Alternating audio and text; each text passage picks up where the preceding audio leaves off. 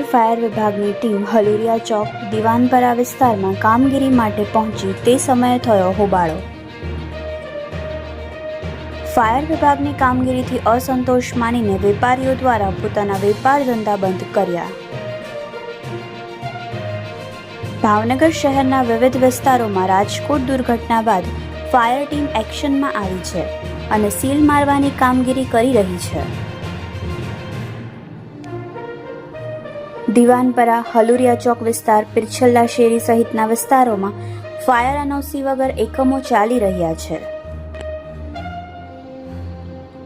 વેપારીઓએ પોતાનો રોષ વ્યક્ત કરીને કહ્યું કે ફાયર વિભાગ દ્વારા અગાઉ નોટિસ આપીને જાણ કરવી જોઈએ, ત્યારબાદ સીલ મારવાની કાર્યવાહી કરવી જોઈએ।